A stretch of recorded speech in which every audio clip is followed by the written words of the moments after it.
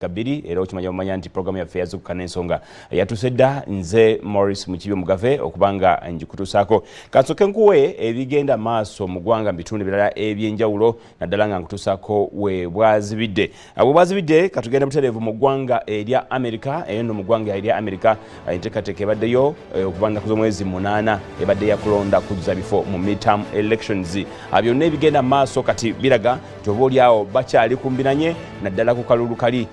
ka senator tumalidde wano obogenda okujja ku mpewo nga abakyalina bonna 48 nengo ino kuweza ebitundu 5 oba obulu 5 okusobola okugamba nti no senator eyo ogenda kubanga ogitwala kakati bagenda maaso n'okumegana banafe aba Republican nga baliwamu ne banafe aba Democrat be bali ku mwanjo waliwo n'ebibiina bingi ebigenda maaso n'okweta abantu baabyo naye ebyo ebibiina bibiri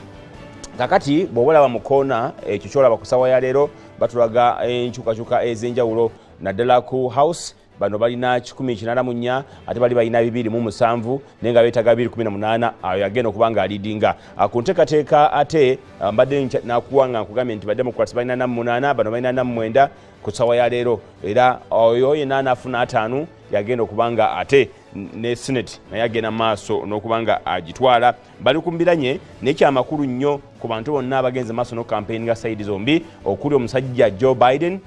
kati muna Republican muna Democrat era nga yakulembera eggwanga erya America ate ne Donald Trump naye nyini yakulembeddemu banne aba Republican okulaba nga anoonya akalulu Trump yewaana era agenda maaso n'okusuubira nti obaolyawo ku mundi guno bw'anasigaza amaanyi aga house ate mu ngeri y'emu n'abanga asobodde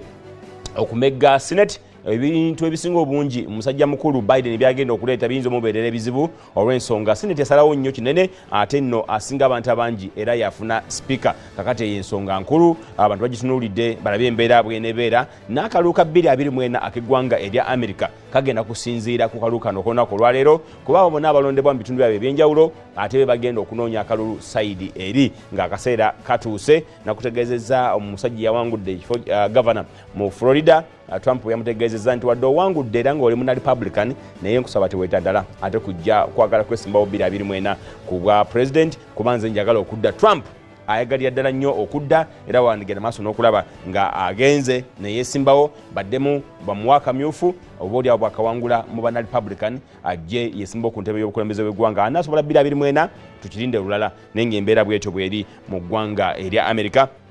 badindidde ebitundu nga 3 byokka okulaba ki ekigenda okuvaayo oba olyawo kinaabako enkyukakyuka ey'amaanyi okuli ekitundu ekya Nevada, Alaska ate ne Pennsylvania balabe embeera bweneva mu kitundu ekyo era oluvannyuma bayinza okulangirira ssaawa yonna ebisinga obungi badde bamaze okuba nga babikuŋŋaanya kati amasaza agagasatu ge gakyabulayo either aba Philippinga oba bagenda maaso n'okutwalira ddala banaffe aba Blue bentegeeza banaffe aba Democrats oba banaffe aba Red banna Republican embeera bwetyo bweri mu ggwanga erya America bw'ova mu ggwanga erya America n'okoma obutereevu wano kwaffe ku